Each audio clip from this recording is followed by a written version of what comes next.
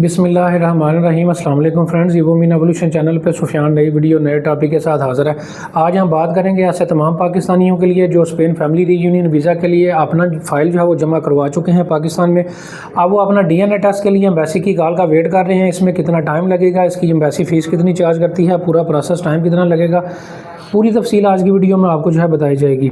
Video को start करने से पहले मैं आपको बताता चलूँ कि स्पेन फैमिली रीयूनियन वीज़ा के हवाले से कोई भी अगर आप सर्विस लेना चाहते हैं तो आप दिए गए नंबर पर रब्ता जो है हमसे जो है वो कर सकते हैं। अल्हम्दुलिल्लाह पिछले 2 सालों से फैमिली रीयूनियन वीज़ा के हवाले से, विज़िट के हवाले से, आपके पास स्पेन का पासपोर्ट है, रेजिडेंट कार्ड है, ये तमाम सर्विस के हवाले से जो भी फ़ाइल आप रेडी करवाना चाहते हैं, अपॉइंटमेंट लेना चाहते हैं, अर्जेंट अपोस्टाइल करवाना चाहते हैं, urgent police character certificate national bureau से आपने बनवाना है, सारी सर्विसेज आप हमसे लेने के लिए दिए गए नंबर पर रब्ता जो है कर सकते हैं या ऑफिस हमारा विज़िट जो है वो कर सकते हैं। हम अपने टॉपिक की तरफ वापस आते हैं। सबसे पहले बात कर लेते हैं कि जब आप अपना केस पाकिस्तान में BLS ऑफिस, जिसे TCS ऑफिस भी कहा जाता है, जब पाकिस्तान में जमा करवा लेंगे तो उसके बाद जो है आपके 2 या 3 महीने के बाद जो है कम से कम इतना टाइम लगेगा। उसके बाद आपको एम्बेसी जो है वो कॉल जो है वो करेगी कि आप अपना आगे DNA जो है वो करवाएं। इसमें मैं आपको बताता चलूँ, कुछ केसेस में DNA नहीं भी किया जाता, लेकिन कुछ केसेस में DNA किया भी जाता है। इस वाले से कोई भी डिफ़ाइन क्राइटेरिया मौजूद नहीं है। एम्बेसी की अपनी मर्ज़ी है, एम्बेसी की अपनी असेसमेंट है। हर केस टू केस जो है वो वैरी करता है। कुछ केसेस में एम्बेसी जो है वो बच्चों का DNA करती है और कुछ केसेस में एम्बेसी जो है DNA जो है वो नहीं करती।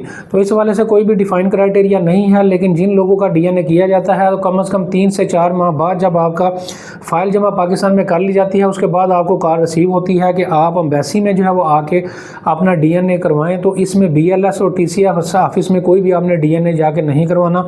आपको कॉल एम्बेसी से आएगी, आप एम्बेसी डायरेक्ट जाएंगे, आपको अपॉइंटमेंट दी जाएगी जो कि फ्री होगी, उसके कोई भी चार्जेस नहीं होंगे। आप अपॉइंटमेंट वाले दिन अपनी स्पाउस और बच्चों के साथ वहाँ पे जो है वो जाएंगे।